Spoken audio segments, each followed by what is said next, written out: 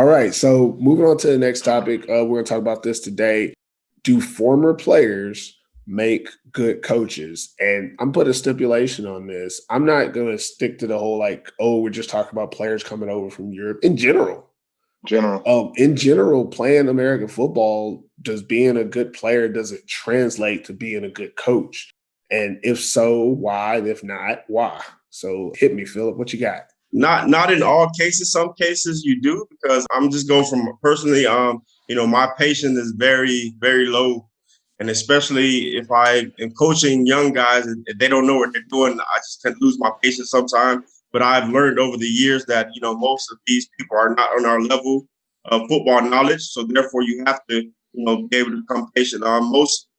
You have a lot of good imports over here, but that doesn't necessarily they're good communicators or they're good with kids or good, teaching anybody anything. They're just doing their own thing and trying to, better themselves. But that just goes back to the person at hand. Yeah, I can just only speak for myself. But most cases you do find some good players that transfer over. I would just say it's maybe 50-50, I would say. What about you, Paul? What do you think? Shit, I probably think it's about 60-40.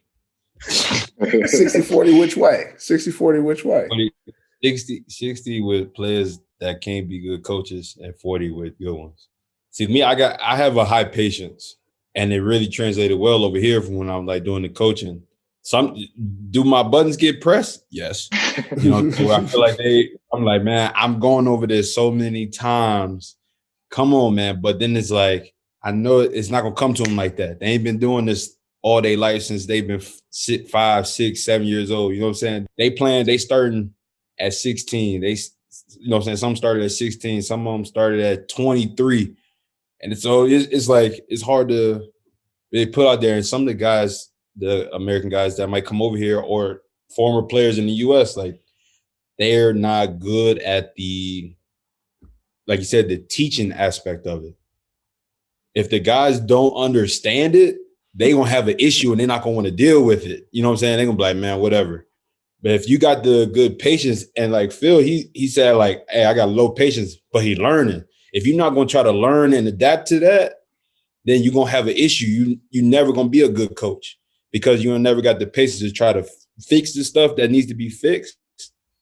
And then know when it's the right time, okay, well, I can't leave you behind so much per se, but I can't sit here in this standstill spot with you. You know what I'm saying? It's like one of those, that hard middle pause where you got to figure out where you got to go, you know what I'm saying? Move forward. All right, he's not really learning this well. I have to try it with somebody else, but I'm still going to, you know what I'm saying, bring you along because I don't want to also leave you behind at the same time. And that's that hard part of transition from a player where you be out there with other players that most of the time know what's going on. And then the coaching part where now you got to translate your knowledge that you know from when you were playing to maybe the new age of how they're trying to play in the game. And that's the whole transition. Do you think age has something to do with that? Like when you were fresh out from playing, like when you first started playing / coaching at the same time, you're playing at a high level. Yeah. You're in your mid-20s, but you're coaching young kids. You want it from them. You want that from them. But then once you get towards your late 20s and you're still coaching those kids and even some of your own teammates, you're like, well, I kind of understand that you can't do the way that I want it, but that's okay. You think that has a little bit to do with it? Yeah, somewhat. Because when my first year, when I came over right after I finished college, so this was 2015. Oh, he dated himself. See, you can't do that. You don't date yourself, buddy. You don't want to do that out here. Just say my first year. Hey, look. Just say my first year. Don't date yourself. Ain't no point doing it. Old head, man. I'm a young old head, so it is what it is, man. But I had to learn that in that whole experience my first year in Italy. I really had this thought in my mind that these players were going to be somewhat like me. You know what I'm saying? Sadly mistaken. Yeah, you know what I'm saying? And you figure that out once you get there. You're going to have some ones that are good, but they're not going to have the whole understanding and thought process. Like when you watch the video, when you are on the field, and you're talking a certain situation, they're not going to really fully understand that. Once I really got out of that part of me trying to play just to get up out of here, You know what I'm saying? Like, you know what I'm saying? Like, oh, I'm just going to play this and I'm headed back to the States. You know, I'm going to take this video. Like, I mean, the video don't really mean that much. You know what I'm saying? You got to really play against some real high comp and you really got to like. That's a whole nother topic. We know. That's a whole nother topic. But yeah, you know what I'm saying? That's that whole outlook of it for real on with the age thing is, bro, I really developed from that year. It took that 1 year, that 6 months I was there in Italy. I figured out like if I want to be good, I have to be better to learn the players. And if the team really wants to be good, the players have to be good. So I had to take the focus off of myself that I put in like the first year because I had a great year, but we didn't win it all because there was some parts that were missing. I felt like I left something out there. And then after that, I was like, okay, well, I know what I need to try to do. I need to focus more on the team. I can take it. I got enough time to focus on myself in my regular time. But like when we get ready to practice, because everybody has a job, when they come out to practice, I'm gonna try my best to focus on you. Yeah. And try to help you out to develop you better. Because if you get better, the team gets better. See, now you're one of them players. You're one of them players that do turn into a good coach. Yeah. You're the 40%. You're the 40%. Sorry, guys. I got something also. It's really also important that we, as imports, we're coming over here to coach the coaches also. Because we do have a lot of coaches here in Europe that think they know everything. I'm like, you see it on the teams. I'm like, how are you teaching this to the youth? You've been teaching these kids for their whole lives. And we come in here and it's totally different to them. It's like, what is different? You know, it's like sometimes the coaches in Europe, they really have to take in consideration that we do know what we're doing. We know what we're talking about. I mean, this is American football we're talking about. It's not European American football.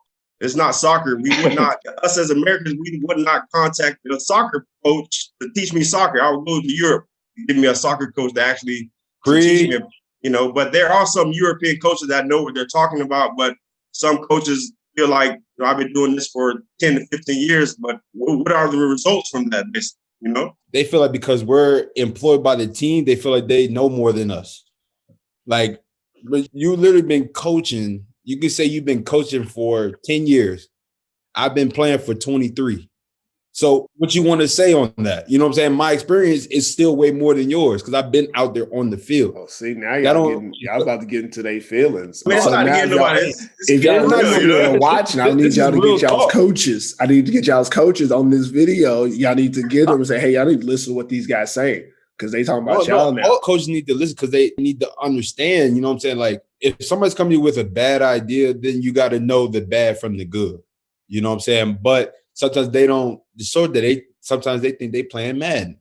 Nah, bro, this is like a real game. Like, oh, come on. I gotta tell you about this story. I played on a team. I got all the stories because I'm an old head. But I swear, I played on a team and all right, man, forget it. Y'all know who it is. Basel Gladiators, Dwayne Wood, that's my guy. You know, love him to death, played with him. I mean, when we was in practice, I swear on everything, in the middle of practice, he'd come up with these plays drawn up, and these guys on the field, they always said, hey, Dwayne, this isn't Madden.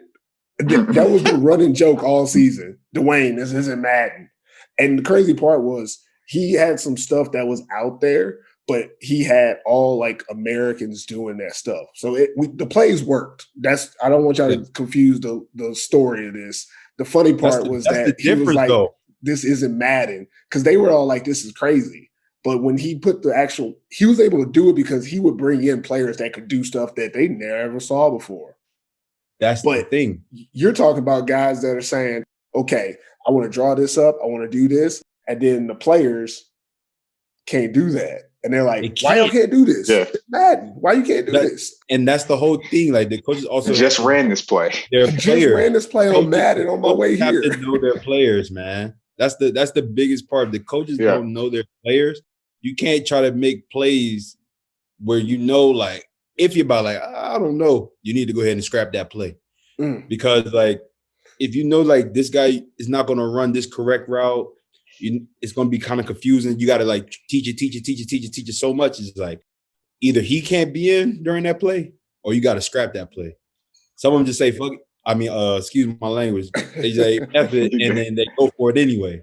Yeah. You know, they do it anyway. But it's like the coaches got to know their players as well. Because, I mean, hey, Phil, you know, like with the coaches, like what he said, the coaches need to be coached as well. What do you think, Jamal? Like you haven't told us much about your thought on players becoming coaches. Yeah, I mean, I agree with Paul on this. Like, I think it's a 60-40 in terms of players not being great coaches. And I preface this by I'm talking specifically about head coaches in general. I think players in general, like for me personally, like I know I could teach something. You know, I have like no doubt that I could teach something and I could break it down and help someone learn it. But, you know, and I have patience, but I would expect more from the players than they would from themselves. And then that would make me more frustrated. And I personally, like I said, I could teach something, but like, I don't think I would be that invested in being a coach. And I've had coaching offers overseas, college, and I'm just like, listen, I respect y'all, but I just don't want to live that life. It's not for everybody. It is not for everybody. Like, and teaching and, you know, going through like the tactics of gameplay, that's one thing. It's still breaking down film. It's still game planning. It takes a whole nother level of commitment. And I'll just reference this, but talking in college, like in college, like the day you get on campus to the day you leave, every single day is planned out. And as a player, whether it's film study, weight room, practice, whatever. And I would just come in and see coaches in the room like at 5 o'clock. I'm like, what are you doing? And then leave practice, go watch film, and they're not leaving until 11. I'm like, there's no way I'm living that life. And again, not everyone is like that, but I've seen that lifestyle. Is like, if I'm going to invest that much time into this game, I'd rather just play. For me personally, like I said, I know I could teach, but I know for a fact coaching is not for me. I think 60% of the players they'll feel the same way, or they think it's for them until they actually get in it and realize like, this is way over my head. This is way more than I thought it was going to be. And then they get stuck because their egos think that they could do it. And now they're locked into something that they really don't want to do. Similar to being like a teacher in the United States, it's a thankless job if you think about what they have to go through. But I'm going to keep it light and breezy with y'all because y'all out here, y'all deep into it, and that's great. But I feel like y'all must not have the same confidence in yourselves. Now, I ain't talking about teaching. I'm talking about playing, okay? Me personally, whenever I'm coaching anybody, I'm looking at them, I'm like, ain't no way. And let me say this correct. Ain't no goddamn way they as good as I was. So I ain't even got to worry about holding them up to my standards because they could never be me. So I'm just going to deal with what they are. You know, I coach sporadically. I help out here with the local teams there. I'll go to a camp here, do something there. You know, you can't hold Pervis down like that. But when I'm teaching, whether it be adults or kids, I'm always telling them, I just want you to do this right. I don't care how good how well you are at it or how well you think you are at it. If you think you're the best receiver, you ain't shit to me. Sorry for my language. If you think that you got the best throwing arm, I've seen better. If you think you're faster, I could beat you right now. Like, that's how I feel about it. And for me, it takes that whole pressure off. And I think that's one thing that you guys were all saying was like, you want to get this player the best out of them to be like what you were or to play at the level that you played. And for me, I don't ever have that feeling because I always feel like it doesn't matter who this kid is or who this player is. They can't sniff the dirt underneath my toes, you know? So I always feel like because of that, I'll never feel like, okay, I'm not getting out of them the best. I can make them really good. I can make them the best player that they can be. But I just ain't never seen nobody that I thought was better than me. So therefore, I don't ever feel no disappointment if they don't get to be as good as me. And again, this is not any template for how a coach should be. But I was one of those players that I think never wanted to be a coach. As a player, I always thought, like, even if I'm on the same team with somebody, this dude, he not as good as me, coach. When I was in high school, I used to tell coaches all the time, y'all need to put me in the game. This dude's a bum. I tell him to his face, he a bum. Put me in the game. And when they put me in the game, that was the end of the story. That dude never played again. That's my whole career. But that's also how I felt as a coach is that all I have to do is give them the opportunity to prove that they're good or to prove that they're bad. Either way, it don't matter to me because I'm better than all of them. And again, that's just me talking to me, guys. But that's how I transitioned from player to coach. I had the same mentality And it helped me transition. Some players that doesn't work. And you also have some players, and I want to say this because I think some people miss this point. Some players are stupid. Now, let's just be real here. All-American defensive end, you don't finish college, but you play for 5 years. You had a whatever the minimum was GPA, and you know your playbook in and out. And then you go overseas or you go anywhere else and they change the playbook, or they want you to do something, or they want you to play outside linebacker instead of rush in, and you can't do it. Or you get a GA job, and then they find out that you only know how to do this offense because the new coaching staff comes in with a new plan, and you only know how to run this one playbook. And you find out, okay, he can't be a coach. But he was a great athlete. He made all the plays. He knew all his reads because he was a great football player. That doesn't necessarily make you a great coach, because you don't have to be a teacher to be a great football player, but you do have to be a teacher to be a great coach. And I think when we go into the European aspect of it and we start talking about what European coaches and their experience, I think that experience needs to be validated by production, not years. The dude that was the ball boy for the New England Patriots when they won 3 championships, does he say, I was on the coaching staff of a team that won 3 championships, 3 years of championship coaching staff? Does that mean he should be the head coach of a high school team? No, he was a ball boy. But he was on the coaching staff, technically. And he has 3 years, 3 rings of experience. And that's what a lot of coaches will tell you. Oh, I've been doing this for 20 years. Oh, I've been going to 2 practices a week for 6 months out of the year for 20 years. While somebody like Paul, who when he was 6 or 7 years old, started practicing 2 days a week. By the time he was 14, he's practicing every day a week for the next 10 years. And he only has 5 years of college experience. These things are just null and void. If I talk to you, we talk football, and you know what you're talking about, that's fine. That's all you have to prove, is that you know what you're doing. But you saying that you've done something for a certain amount of time shouldn't hold as much weight. You have to validate that or provide quality. Yes, you've been coaching for 10 years, but you've been coaching the wing T and we run a spread. Those 10 years mean nothing. I'm sorry to tell you that. It means nothing at this point. And this is the thing that I think when we're talking about coaches now more than the previous topic, is that when it comes to coaching, we need to be more thorough with who we choose. You also got to be lockstep with the times, you know? Not necessarily, because times change because somebody went against the grain. You're right, but we're talking about what you just mentioned, coaches teaching one type of offense that is outdated. And then that's another issue. Outdated would mean that there's a certain way that everybody else is doing everything. I also believe, I don't know, it's not like I'm picking sides on old or new, but if someone has a system that works, it can be updated and adjusted. You notice a lot of teams with the same coaching staff, and you're like, oh, they must be running the same playbook, but it looks different because their actual playbook is adjustable to personnel.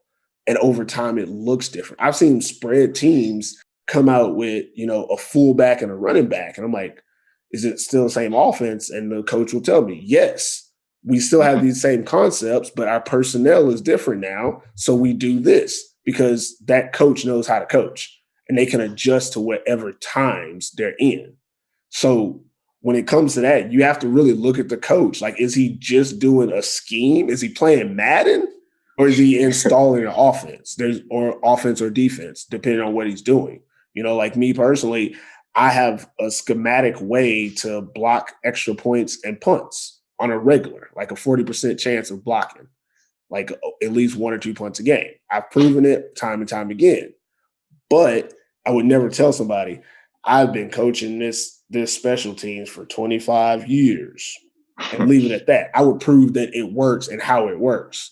That's how you validate it over saying that I have experience of this many years. And I don't know why I'm on this tangent. Y'all got to stop me sometime, but I'm getting out here. I ain't even had no coffee. You focus, man. We letting you get it off your chest. You got sometimes you got to let it go. I guess so, man. I guess so. But I think we're good. I feel like we all agreed though, not all Yeah. players are going to be coaches. It's just Yeah. not the way it goes. And if you're Y'all going are to in be the a 40%. coaches need to be coached. I think one thing, kind of like what you were talking about, Phil, is that if at any point you're involved in American football and you're not learning, you're detriment to the sport. If you don't Yeah. feel that you can learn something, you're a detriment because like you said, Jamal, the times are always changing. Things are always going to Yeah. change. So if you're not learning, if you're just saying this works and then I'm going to do it for the next 20 years, you should probably quit now because you're hurting everybody else because you're not learning. Coaches need to learn just as much as players. Everybody is learning. This game is ever evolving. It's confusing, but it's ever evolving. Most definitely. Okay, I'm gonna let it go. K Noah Streetwear is inspired by the everyday needs of their athletes. All K Noah Streetwear is crafted from the finest premium quality fabrics that meet K Noah's high standards, the same standards that you will find in their game uniforms. Gear up and get yourself a hoodie, tee, polo, or cap. Find the streetwear collection on the K Noah website today. All right, that's it for us today on The Scoop. Keeping the locker room talk real as always. I want to thank our guests, Paul Morant, Phillip Gamble, for kicking it with us today, talking about these topics. And I wish you both best of luck going forward. And more than just your football careers, obviously, we're all more than just sports. So just want to wish you guys the best going forward in whatever you decide to do. Jamal, what you got for them? Hey, man, appreciate y'all coming on. This is the first round table we had on Scoop with multiple guests. So, again, appreciate y'all going on. Just real quick before we head out, Phil, Paul, just tell us anything you got going on, any shout out you want to give, anything you need to get off your chest before we end this. Hey, look, man, all I want to do is say shout out to my moms, man. That's all I want to do right now. Shout out to the fam. Shout out to my girl. Shout out for, 757. Man. Yeah, it says 757 on the map. We already know. Hey, look, we ain't never letting them go nowhere, but, just shout out to every organization that gave me the opportunity to get better, help the team. And we're trying to go for more, man. Thank God for every opportunity. Yeah, for sure. Yeah, I give a shout out to my family back home, back in Bainbridge, Georgia. So you guys got 757, we got the 229. Okay. We got the punt, pass, kick, Europe coming out. Just what we had in America. We want to just have kids start at a young level, learning how to punt, pass, and kick. I think that could be really big for the European culture. Of course, me and Paul is going to work together in the future. So it's just coming together, everybody working together, and hopefully everybody can come together like we did today and just share ideas and go from there, basically. Sure. Definitely. Big things in the future, man. Big things in the future. All right, guys. Thanks for watching the show on YouTube or listening on your podcast outlet. Be sure to subscribe to Athletes Forum YouTube channel or American Football in Finland's podcast to catch the scoop each week in either video or audio format. You can also follow us on Twitter at The Scoop AF, on Instagram at Athletes Forum, and on Facebook at Athletes Forum. Also, by following us on these channels, you have a chance to win teamwear swag provided by our sponsors at K Noah. So be sure to follow instructions in the description below, down there, or in the written description in the podcast. All right? And that's it for us this week, guys. Appreciate it. See you next time.